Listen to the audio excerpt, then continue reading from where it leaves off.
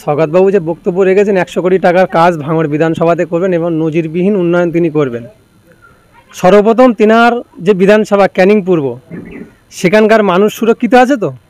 সেখানকার মানুষ ঠিকঠাক ছাদ দেওয়া ঘরের নিচে থাকতে পারছে তো?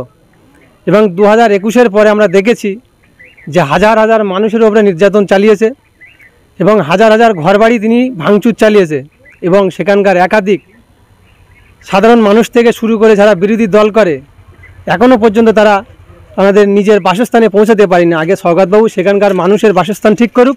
যে মানুষগুলো 21-এর পর থেকে বিদেশে আছে, বাইরে আছে, ওই সওগাতবাবুর তাণ্ডবে তাদেরকে ফেরানোর ব্যবস্থা করুক এবং যে মানুষগুলো সেখানকার যে কার্যকলাপগুলো আছে, যে সরকারি প্রকল্প আছে, তিনি সেগুলো আগে ঠিক করুক। তারপর ভাঙড় বিধানসভার মানুষ ভাঙড় বিধানসভার রাস্তা, ঘরবাড়ি বা উন্নয়ন নিয়ে তিনি ভাববেন। দেখুন, একটা জিনিস, 100 কোটি টাকার কাজ তো মুখে বললেই হয়ে যায়, কারণ তিনি তার মুখ্যমন্ত্রী নয়, রাজ্যের মুখ্যমন্ত্রী নয়। তাঁর মুখে কথাটা মানায় না, কারণ তাঁরা পুরো ডাঁটছে মিথ্যে কথা বলেন। সেটা একটা প্রমাণ, তার প্রমাণ আছে কিছুদিন আগে আমাদের ভাঙড় বিধানসভার অন্তর্গত চালতেবাড়ি অঞ্চলের একজন অঞ্চল সভাপতি রাজ্জাক ভাই, তাঁকে যে শাসক দলের নেতৃত্বে তাঁর মার্ডার হতে হয়েছে এবং সেখানে সঙ্গে সঙ্গে সওগাত মোল্লা মহাশয় এবং আহসানদা তাঁরা এসে এক চান্সে, যেখানে লোয়ার কোর্ট, জজ কোর্ট, হাইকোর্ট, সুপ্রিম কোর্ট কোনো মানুষের দোষী সাব্যস্ত করতে গেলে 6 মাস, 7 মাস, বছর কি বছর সময় নেয়, কিন্তু তাঁদের আদালতে সঙ্গে সঙ্গে বিচার রায় হয়ে বিচার শেষ হয়ে কী বলছে কি সঙ্গে সঙ্গে রায় ঘোষণা হয়ে গেছে, নওশাদকে ধরলে সব কিছু পাওয়া যাবে। তারপরে পাওয়া গেল কি যে তাঁদের দলের নেতৃত্বর এবং তাঁদের দলের কোনো পঞ্চায়েত সদস্য এবং তাঁদের দলের কোনো কর্মী এই কাজের সঙ্গে যুক্ত ছিলেন। অতএব তিনি যে ভাঙড় বিধানসভায় এসে যে দাঁড়ছে মিথ্যে কথা বলছে, এগুলো তার প্রমাণ। দেখুন, একটু অপেক্ষা করতে হবে, আরও অনেক কিছু পাওয়া যাবে। 19 সাল কেন, 16 সালের জিনিস পাওয়া যাবে, কারণ আগে তো বলার কেউ ছিল না। আমাদের ভাঙড় বিধানসভার মানুষ একটা ভালো জিনিস উপহার দিয়েছে এবং বিধানসভায় পাঠিয়েছে।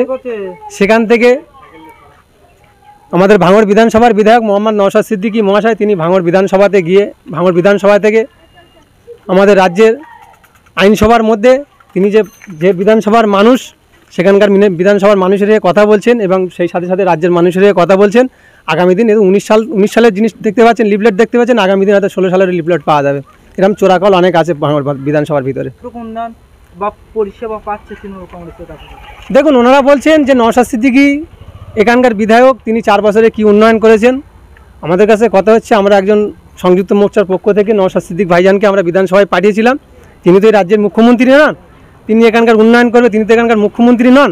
এখানকার ভাঙড় বিধানসভায় যে মানুষের যে চাওয়া পাওয়ার কথা, যে মানুষের যে চাওয়া পাওয়ার যেসব জিনিসগুলো, সেগুলো তিনি এখান থেকে জনসংযোগের মাধ্যমে তিনি তেনার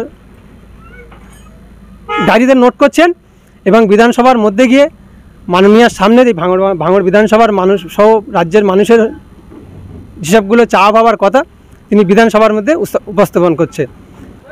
দেখুন, আজকের কিছু সাংবাদিক আছে, তাঁরা শাসক দলের পক্ষে কথা বলছেন, কিছু সাংবাদিক আছেন তাঁরা মেরুদণ্ড সোজা রেখে না বিপক্ষ হতেই পারে। নওশাদও যদি ভুল করে, সেই নওশাদ সিদ্দিকীর ভুলটা আমরা দেখাবো, সেটা তো 100 বার।